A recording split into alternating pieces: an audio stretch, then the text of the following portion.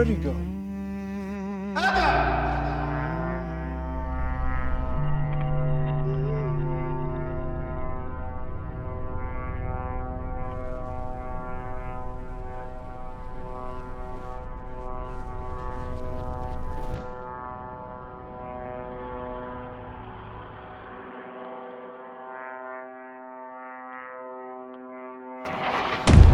شو بتسوي لهالجيت يا زلمة؟ نخلي بسرعة، يلا قومي. وين بتدخلي في أنا؟ قرنة قريبة لدار خالي، لازم نخلي عليها، يلا بسرعة قومي. بديش أتكل عليكم. دقلك على الأرض يا أختي، يلا قومي قومي قومي يلا.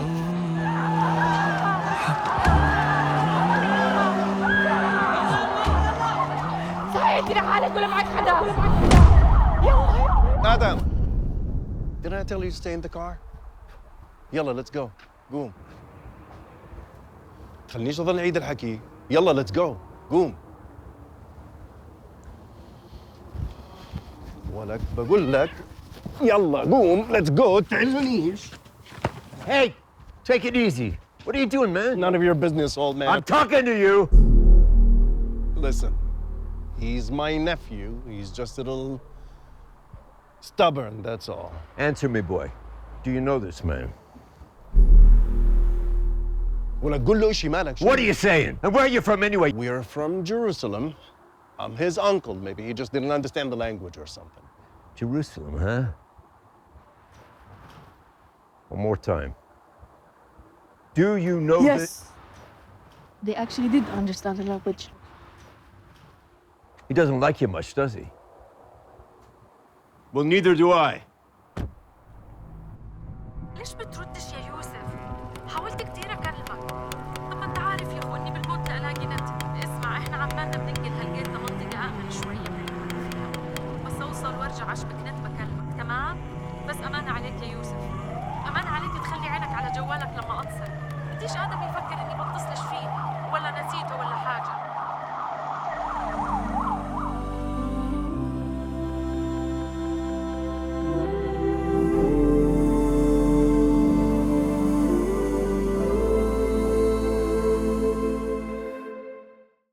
Ar-Rahman علم القرآن خلق الإنسان.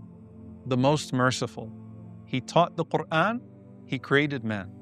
You see, before he even made you, he gave you a very specific way to know him. Think about how much first impressions matter.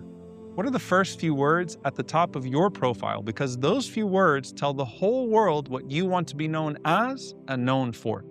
And 113 surahs in the Quran begin with this header from Allah Himself. Bismillah Ar-Rahman Ar-Raheem.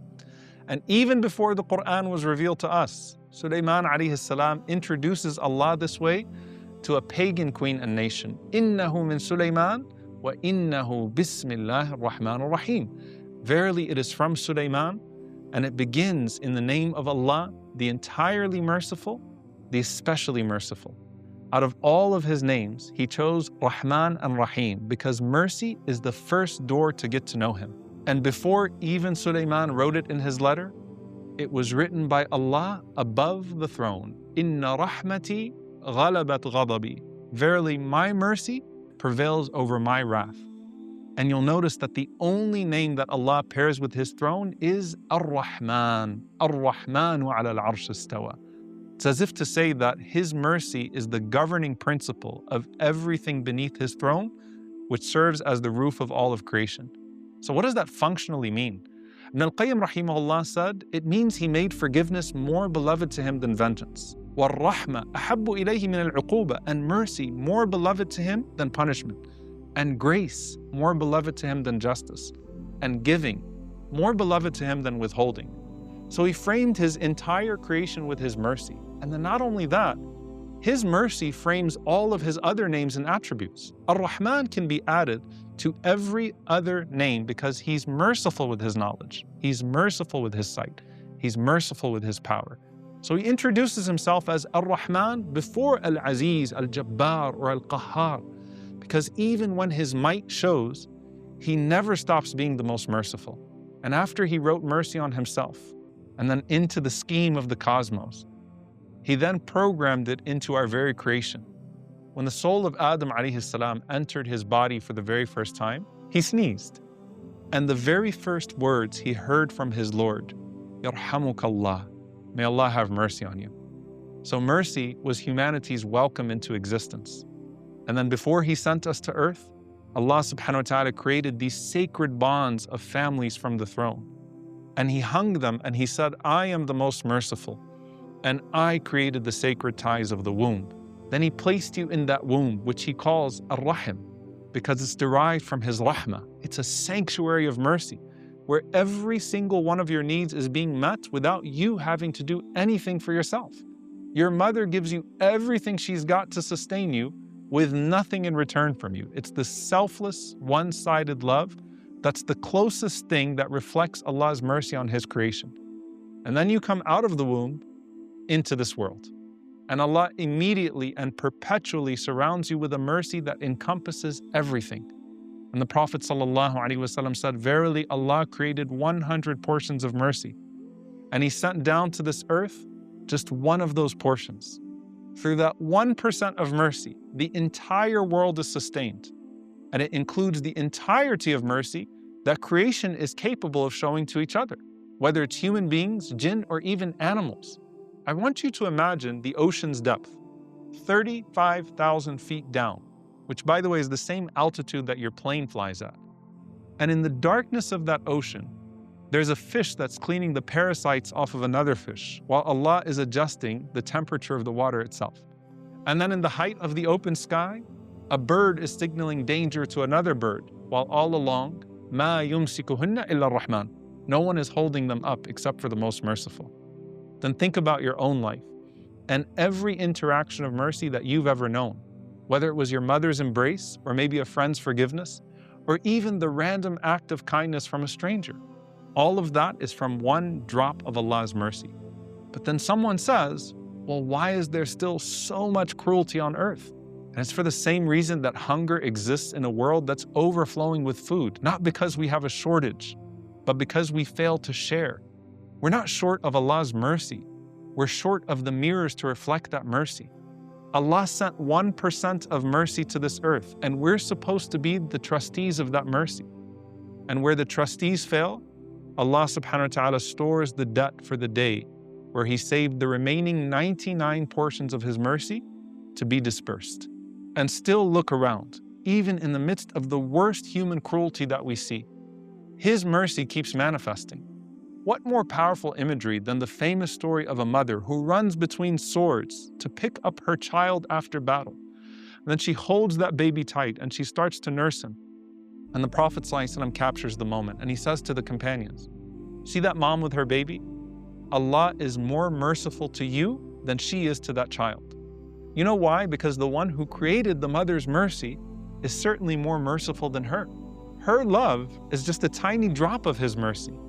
And that's why Hamad ibn Salama said to Sufyan al-Thawri, Wallahi, if I had to choose between my parents or Allah judging me on the Day of Judgment, I would choose Allah, because He is even more merciful to me than my parents.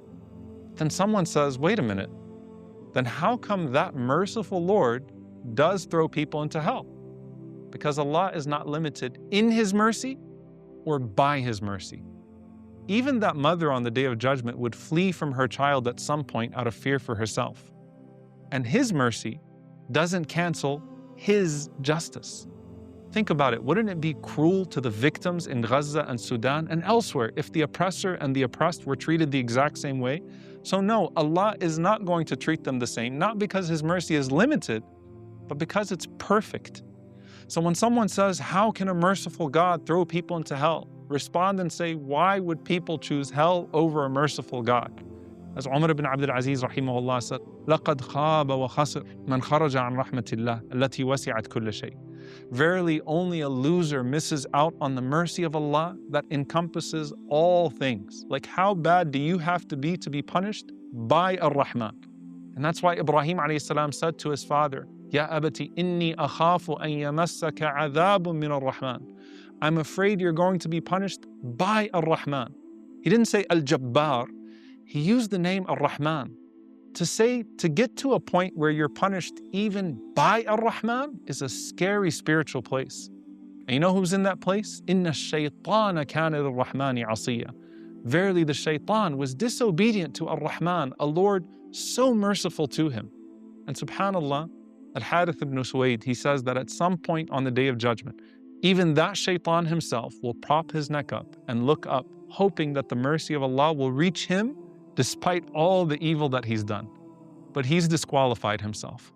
So if that's how much mercy Allah has to where even the worst disbeliever would still think he has a chance, then how do you think Allah will treat his believers on the Day of Judgment? And that's when you get to encounter another layer of mercy, but this time from Ar-Rahim, where the 99% of his mercy is reserved for you. You see, Ar-Rahman is the entirely merciful. Ar-Rahim is the especially merciful. Ar-Rahman pours his mercy all over creation in this dunya. Then Ar-Rahim personalizes that mercy for the believers in the hereafter. While Ar-Rahman is for the deserving and the undeserving, Ar-Rahim is exclusively for the righteous. وَكَانَ بِالْمُؤْمِنِينَ رَحِيمًا, and he is Rahim to the believers. Rahman is mentioned in the Quran 57 times. Rahim 114 times, exactly twice that, as if to say Ar-Rahman is for all creation. Ar-Rahim doubles the mercy for those who believe.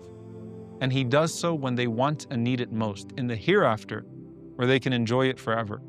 But someone might say, is there a special, exclusive mercy for the believer in this life as well? And the answer is yes. And that is the meaning of his name, Ar-Ra'uf, the tenderly merciful.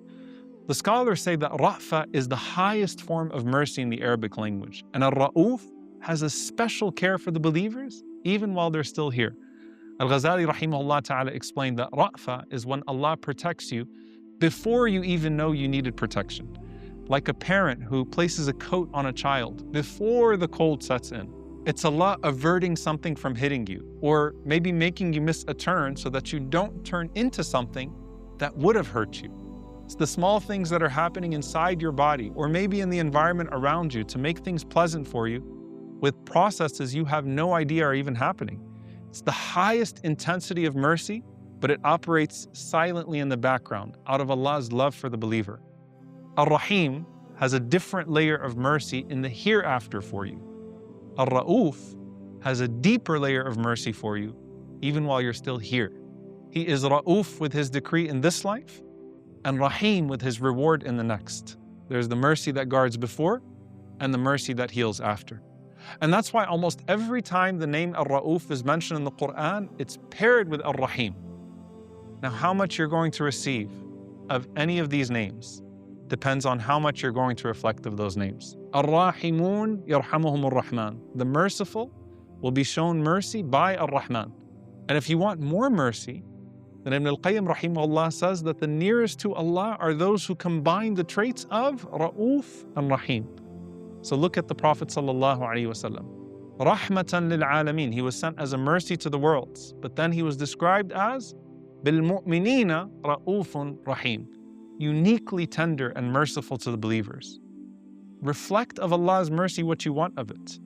Mercy surrounded you before you could even speak, so speak with mercy and act with mercy and beg for His mercy. Thank Ar-Ra'uf for the mercies you never even noticed, and ask Ar-Rahim for the mercies you can't even yet imagine. And then when all that fails, resort back to Ar-Rahman. There's this beautiful story of a man that was appealing to Allah's mercy after feeling so unworthy, and so beautiful. He makes this dua and he says, Ya Rabb, O my Lord, you say, فَمَنْ تَابَ مِنْ بَعْدِ ظُلْمِهِ وَأَصْلَحَ فَإِنَّ اللَّهَ يَتُوبُ عَلَيْهِ إِنَّ اللَّهَ غَفُورٌ رَحِيمٌ, that whoever repents after his wrongdoing, Allah accepts his repentance, and Allah is forgiving and merciful. And here I am, repenting for my wrongdoings. So, Ya Allah, farhamni. So, O my Lord, irhamni, have mercy on me. And if you don't find me worthy of that category, well, you say, Ya Allah, وَكَانَ بِالْمُؤْمِنِينَ رَحِيمًا, that you are especially merciful to the believers. And Ya Rabb, أَنَا مُؤْمِن, I am a believer, farhamni, so have mercy on me. And if you don't find me to fit in that category either, well, you say, Ya Allah, وَرَحْمَتِي وَسِعَتْ كُلَّ شَيْءٍ, and my mercy encompasses all things. وَأَنَا شَيْءٍ, and I am something. Farhamni, so have mercy on me. And if I fail to even achieve that, meaning I'm a nobody, I'm nothing, then what a tragedy it is. But Ya Allah, you said, الَّذِينَ إِذَا أَصَابَتْهُمْ مُصِيبَةٌ قَالُوا إِنَّا لِلَّهِ وَإِنَّا إِلَيْهِ رَاجِعُونَ أُولَٰئِكَ عَلَيْهِمْ صَلَوَاتٌ مِّن رَبِّهِمْ وَرَحْمَةٌ. Those who, when afflicted with a tragedy, say, we belong to Allah and to Him we return, we send upon them the blessings of their Lord and His mercy. So here I am saying, إِنَّا لِلَّهِ وَإِنَّا إِلَيْهِ رَاجِعُونَ فَارْحَمْنِي, so have mercy on me. You see, dear brothers and sisters, mercy is not Allah's mood. It's His constant name. And wherever you are right now, it's not out of your reach, because you are something, and His mercy encompasses everything. Ya Rahman, from your throne you wrote mercy upon yourself. You were merciful before there was anyone to receive mercy. Embrace every part of me with that mercy. My past with its scars, my present with its needs, my future with its uncertainties. Ya Rahim, let me taste the mercy you keep for those who return. Reward me with the mercy I have yet to know, and raise me to the highest place in paradise despite my lows. Ya Ra'uf, cover me from storms I don't see coming. Mend me before I break.